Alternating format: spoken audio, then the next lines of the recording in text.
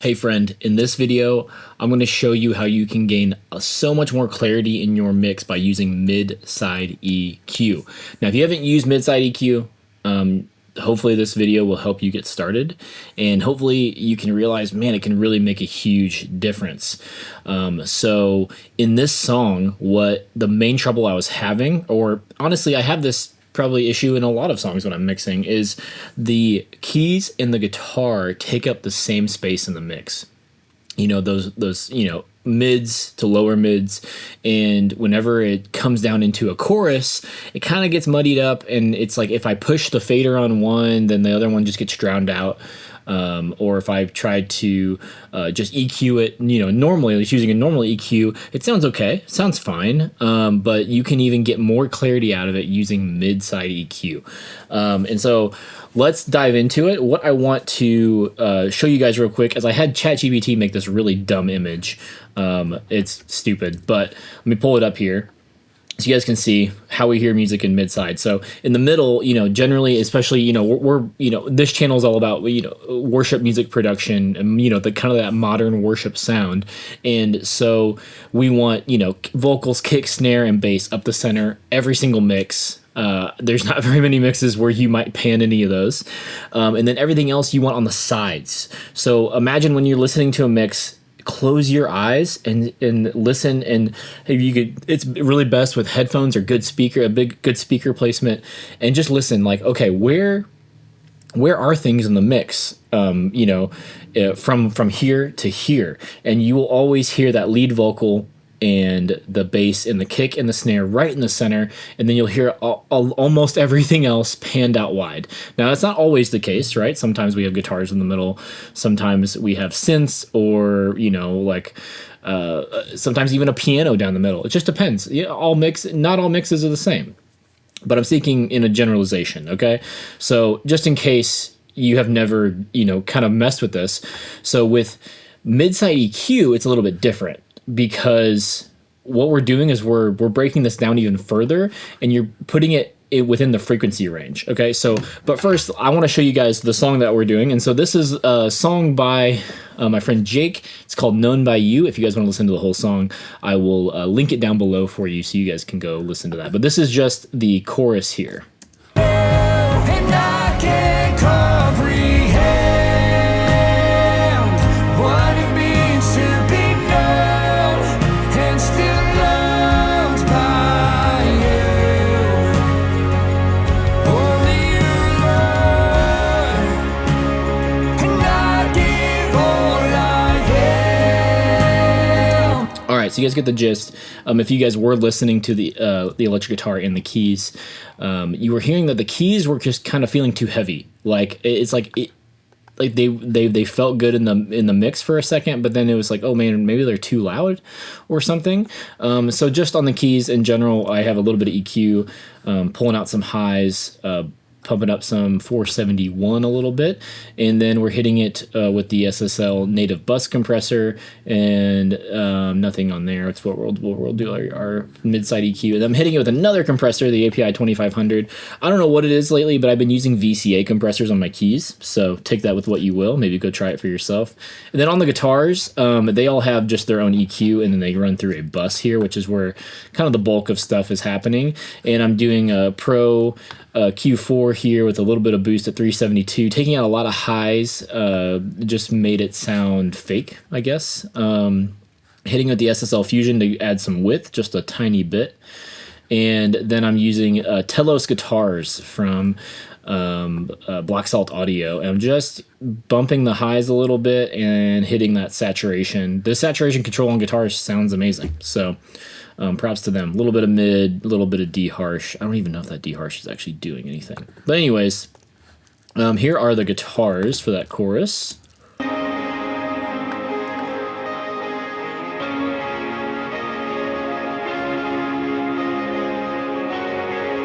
And here are the keys.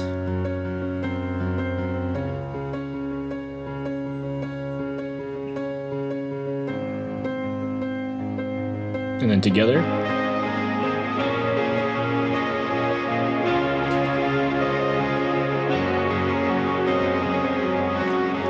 So they're sounding pretty good together, but you can hear they're fighting a little bit in that mid range. And so what I love to do is mid side EQ. So I already have this Pro Q4 here, and so on the keys, what I prefer to do is I like more of that top end mid range. So we're talking like 3K. And so here I will boost 3K just on the keys here.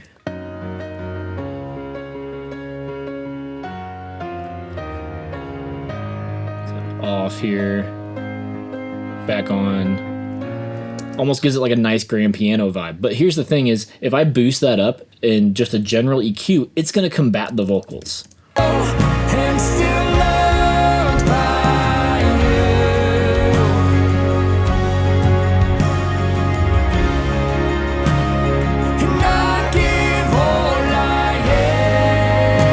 And so I don't want that. I don't want to lose the vocals, right? And so in this context, what I'm going to do is we're going to turn this. You're going to right click on it in Pro Q4. Now, if you don't have to use Pro Q4, use any mid-side EQ or plugin that has mid-side EQ. Can be Ozone, whatever, doesn't matter. But we're going to hit and we're going to change it to side. Okay, so whenever you create your little EQ node here, right click on it, go to stereo placement, go to side, and now we're going to boost that same frequency 3K. What it means to be known and still loved by you. Off. Only you, Lord, and I give all I. So much less intrusive on the entire mix itself. All the vocals in the middle you're still hearing it very clearly in that 3K range, and you can take it even a step further. So make another EQ'd, right click on it, turn it to mid, so it's only affecting what's right in the middle of the keyboard track. And let's pull that down. I am to the one who restores. So now let's just listen to what that sounds like in solo.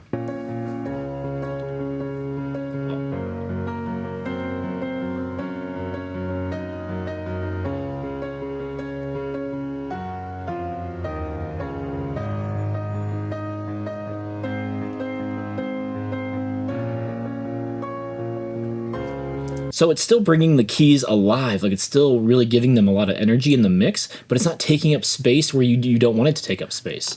And so now with the guitars, we can do something similar. And so with guitars, let's see, let's pull up another Pro Q just for the example. So Pro Q4 here. So with guitars, I love most of the time, I love about 1.5, somewhere in there. So let's give that a listen. So super nice. But again, if I do this in the mix with the whole thing, it's going to muddy up that vocal range, and we don't want to do that. So let's just do that for an example. Yeah, go back here. What it means to be known and still loved by you. So now it's like it's taking some of the power away from the vocal. We don't want that. But here's the thing is all guitars, almost all of them are panned or they are stereo when they were sent to me. So they're pre-panned, if you will. And so I don't even need to be doing this in the middle, like, or on the entire thing. I don't need any of that in the middle. And so we're going to do the exact same thing. We're going to hit side, and we're going to bring this up.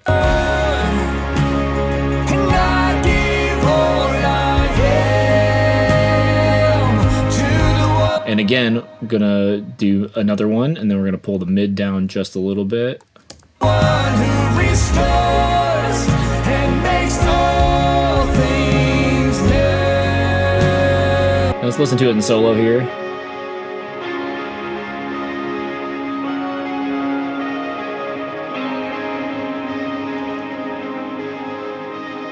We could probably go even more here.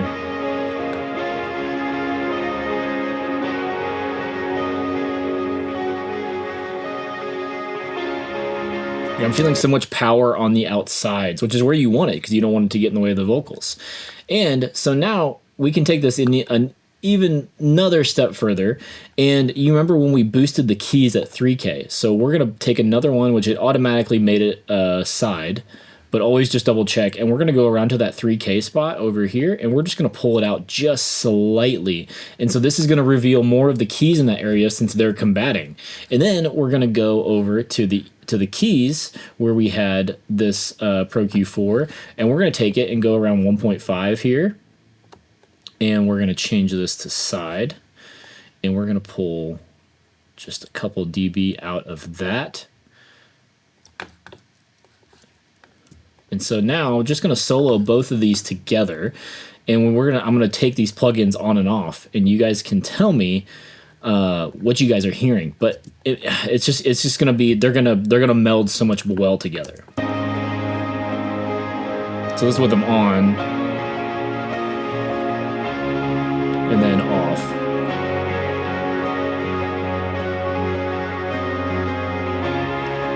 On.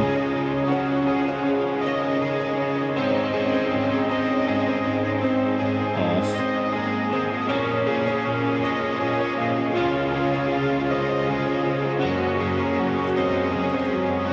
And now I feel like there's lots of more definitive separation. Even though, you know, we are mixing, we want things to come together. It just felt like it was getting very cloudy. And so now let's hear what that sounds like in the mix, because that's ultimately what matters anyway. What it means to be known and still loved by you.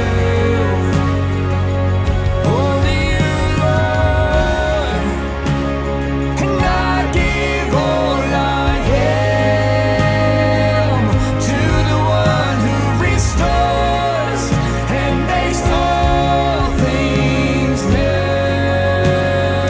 And boom, so much more clarity in that mid-range, which is, you know, always one of the hardest things to mix. And so just go back over it one more time, guys. What we did is we found a spot in the keys that we really liked. And so we changed the EQ node to side and boosted it in the sides because you know, the keys are stereo, and we don't want it to take up too much of that space in the vocal in that 3K range. And then we pulled some of that mid out as well. And then we went to the guitar, and we found a spot that we really liked, about 1.5K, and we boosted that thing over 6 dB, and it brought so much power to the guitars in the stereo spectrum. We pulled a little bit out of the mids just so there's no confliction with the vocals, and then we took it another step further and pulled a little bit of that EQ that we boosted for the keys. We pulled a little bit out of that in the sides of the guitar just so they melded together. They both have this place in the whole EQ spectrum, but even on the sides of the mix and not over the whole thing. And this can be an absolute game changer. You can use mid-side EQ on the master, you can use it on your buses, you can use it wherever you need to create more space in the mix. This is one of those moves that I usually do. I usually wait to do. So when should you do mid-side EQ? It's a great question. So whenever you are getting close to that, you're ending the mix and you're like, man, this sounds good, but I just want a little bit less like it just feels a little muddy, or I just want a little bit more clarity out of these groups of instruments or something like that. Go to mid-side EQ, start playing around with it, you know, see where they are at in the mid to stereo spectrum. Like, is it on the sides or is it in the middle? Where do I need to create that space? And so you can do this same type of thing with drums and everything, so to where you can get more crack out of the snare on your drum bus on the outsides, coming from like the overheads and everything. So cool, so cool. And even from your reverb, you can do this in so many cool ways to where you can add so much clarity over your whole mix, because ultimately your mix it's not in mono, right? It's in stereo. So you want to mix like it's in stereo. You know, a lot of people are listening on earbuds and everything. Did I just call them earbuds? How old am I? Anyways, wait, why would I call it earbuds? Any earbuds, but then I shouldn't be saying that either. AirPods, whatever. That threw me off for a second. Anyways, try this out on your mix. Tell me how it goes. Mid-side EQ is brilliant. It's fantastic. It's so easy. It's not anything crazy. It's just something you need to play with, and not only. Actually, yeah. There's one more thing I want you guys to listen to. I'm gonna turn them on and off, but listen to how much wider the mix feels after doing these moves. And what it means to be